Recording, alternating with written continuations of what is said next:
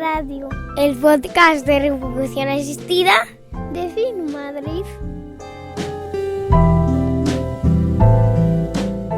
Hola, bienvenidos a FIMadrid Radio, el podcast sobre reproducción asistida de FIMadrid. Soy José Luis Gómez Palomares, ginecólogo, y me podéis encontrar en Twitter como @jlgomezp. Hoy voy a hablaros también de las complicaciones de una punción ovárica, que son, ya os digo, excepcionales, son muy infrecuentes, pero a veces ocurren y a veces hay complicaciones que hay que tener en cuenta antes de someterse a una punción ovárica.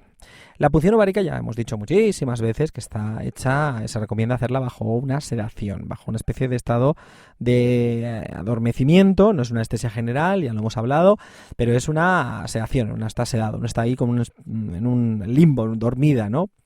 Y con un anestesista, por supuesto, al lado. Con esto, y un ginecólogo experto al otro lado también, pues las complicaciones van a ser muy pocas, muy escasas, ¿vale? Muy pocas. Y es un procedimiento absolutamente seguro. Ya os digo que yo llevo 14 años haciendo reproducción asistida y no hemos tenido ningún problema grave, nunca grave, me refiero dramático, pero sí que ha habido problemas, ¿no? El principal problema que podemos tener, uno de los principales problemas, son la hemorragia, el sangrado.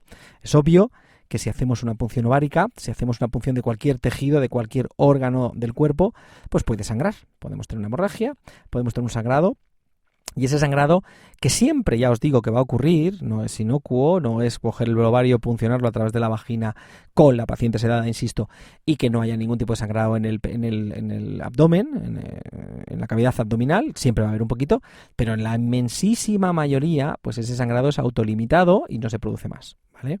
Pero a veces sí, a veces ese sangrado es más abundante, la paciente, por ejemplo, se va a casa y allí pues se encuentra que aunque le empieza a doler, le sigue doliendo, le sigue molestando, vuelven al centro, hacemos una ecografía y a veces vemos pues eso, que sangra un poco más de la cuenta, y normalmente también insisto que a pesar de que se produzca ese sangrado, digamos, un poquito mayor a lo que habitualmente se sangra, pues también con ese ser autolimitado se va a poder parar el sangrado será autolimitado, me he hecho un lío aquí, pero el sangrado acabará por ceder solo y no será necesario hacer una intervención quirúrgica que, por otro lado, en estos casos, dado que son ovarios que están estimulados, pues es más arriesgada, ¿no?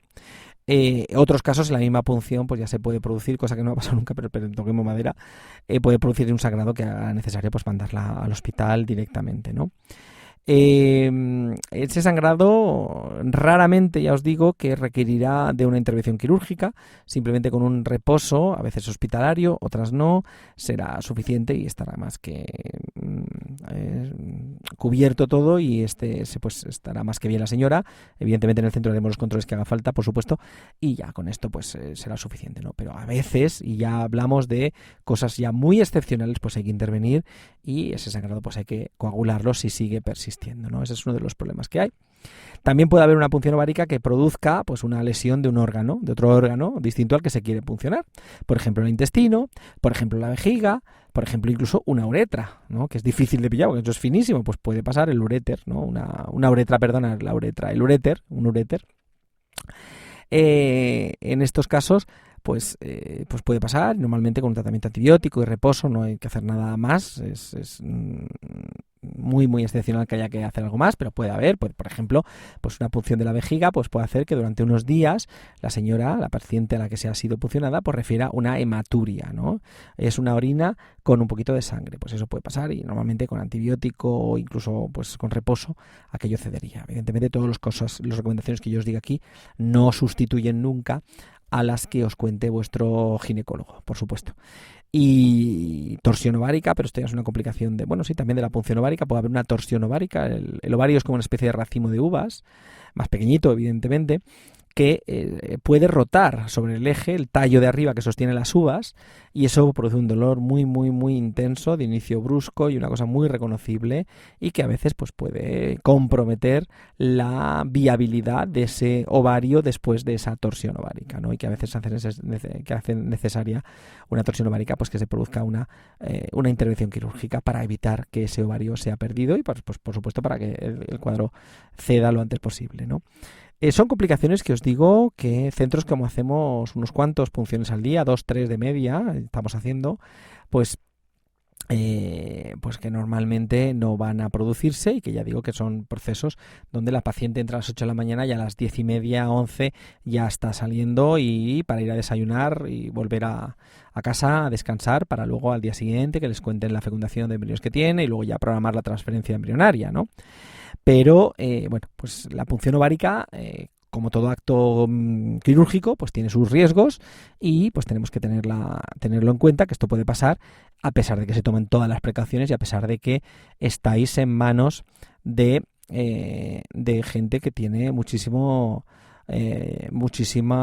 experiencia. En España, al menos, y yo por otros centros que conozco de Sudamérica, no digamos Estados Unidos, pues la experiencia que tenemos es muy amplia. Me acuerdo una vez una compañera, Olga Núñez, que dice, bueno, pues si es que yo es colombiana, y decía, no, pero si yo veo que aquí ustedes tienen un nivel muy parecido al nuestro, como el nuestro, es decir, por supuesto, o sea, quiero decir que la medicina reproductiva que se hace y la medicina y la ginecología que se hace en Colombia, pues hombre, pues es estupenda. Que tengan más o menos medios, pero los profesionales que yo conozco están muy, muy, muy bien formados.